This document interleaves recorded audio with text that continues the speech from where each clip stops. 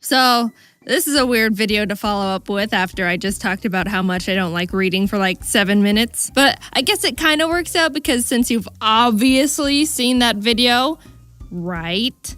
We don't have to talk about my tragic reading backstory that's left me in soul-crushing shambles. So what book could someone like me who's been forever ruined from the past haunting memories of reading call a favorite? Harry Potter? Lord of the Rings? Grapes of Wrath? Nope. None of these revolting pieces of literature hold a candle to the masterpiece. Leave It to Pet, The Misadventures of a Recycled Super Robot. Is this a joke? I'm not sure yet. I read this book in 6th grade when I was 11, and I'll preface it with, yes, it's a manga. Do I want to get into the debate if manga, comic books, or graphic novels are considered real books? I don't think so. I don't actually remember how I stumbled onto this book. I remember owning it, so it might have been a gift from my parents or a friend, but your guess is as good as mine. We can say it's a gift from the Lord. Leave It to Pet, The Misadventures of a Recycled Super Robot, is about this 9-year-old boy, Noboru, who recycled an orange juice bottle. The recycling plant wanted to say thanks for recycling and sent this little bottle robot called Pet to rescue him whenever he needs help or is in danger. Sounds great, but the catch is, Pet is actually trash.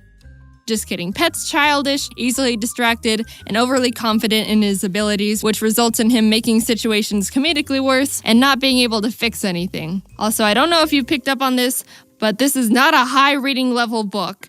Don't make fun of me for liking it. The book starts off with Pet introducing himself as Noboru and his friends are being picked on by bullies, but when he arrives to save the day, no one understands what Pet is, or is supposed to do, or why he's here. Obviously. What would you do if this thing walks up and starts talking to you? So Pet explains, I'm the orange juice bottle you recycled the other day. And Noboru's like, I don't know what you're talking about. And Pet's like, I can't believe you don't remember. Freak.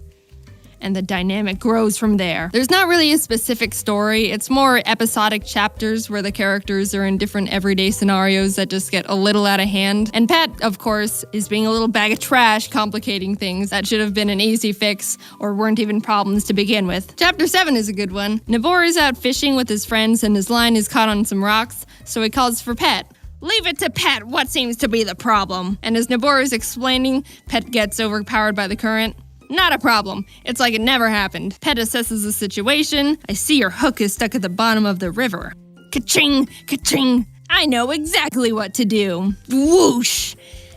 And he cuts the line off. Noboru's like, what the heck, dude? And Pet's like, what, you wanted that old thing? And he's like, yes, of course I wanted it. More characters are introduced later on, but my favorites are P2, where in his debut, when he's describing how he's the new and improved Pet model with his 200% faster speed, larger body, but lighter weight. He blows away because he's so light, and Pet's all, dang, that's awesome, and explodes off his arms and legs to try and be lighter too. I wish humans could do that. Also, Bottle Doggy is a great character. You drag his limp body around on a leash. I think the reason I love this book so much is, frankly, a lot of nostalgia.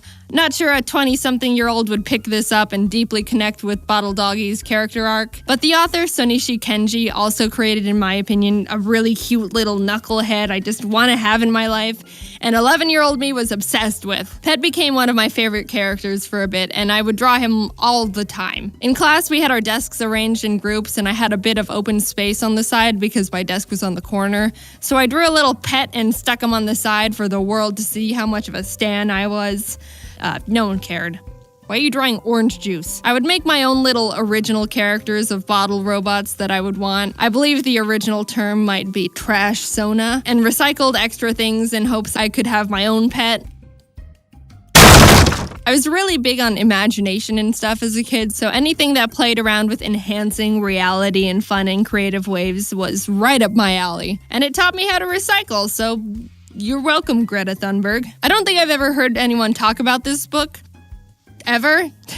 It seems like it slipped under the radar for some reason. And I think it deserves more love because the humor in it was suitable for 11-year-old me, and I bought the book to read through again, and the humor is still suitable for me. So either it's fun for all ages, or I haven't mentally progressed since grade 6. Of course, naturally, there's nothing wrong with having things targeted towards certain age groups, But I think there should just be more things like Pet, The Misadventures of a Recycled Super Robot, bringing families and people of all ages together with his charm, froggy hat, and massive glistening samurai muscles. I'm telling you, there's something in here for everyone. Sure, the story is pretty simple, but the humor, which I always value the most, is great for all ages and doesn't try to dumb anything down to baby younger readers. I think it's easy to think kids are children until they're not, but they're still people and can tell when they're being talked down to. Now go file your taxes, pathetic little boy. Anyway, I just really like the book. It's cute, funny. Pet reminds me of Ari if Ari was a recycled super robot made from an orange juice bottle. You can read the whole thing in like 20 minutes, if not faster. If I were to critique one thing, I wasn't too keen on how they kept introducing new recycled robots, and the crew just started getting a bit too crowded by the end, in my opinion. I liked when it was just a few characters, and would have liked to see them play around with more ideas instead of just bringing in a new character to depend on new ideas for. But Bottle Doggy was a masterpiece. He can stay. There's actually 3 other books that come after it, but I haven't read them because I'm worried that they won't be as good, and I want to remember Pet as the example of perfect literature it is. Are there hundreds of books that I would probably enjoy more than this one if I gave a chance? Yes. But am I still gonna end the video without giving a reasonable explanation for me not trying to find them? Yep. Hey again, it's me. Thanks for watching the video. I wanted to say thank you to everyone who stopped by the charity live stream the other day. I was blown away the entire stream. And you can probably tell by the fact I couldn't get myself to do anything the first 30 minutes because I was so blindsided with support. If you missed it, I was hoping to raise $30,000 and we raised $260,000 in 4 hours. So thank you to everyone who was there, participated, donated, everything. And thanks to Sean for putting it all together. I had fun, and wow, you guys are just amazing. But don't let it go to waste. Make sure you still stay inside, stay quarantined, wash your hands, everything. We're all in it together. Anyway, thanks for watching my video about a recycled orange juice.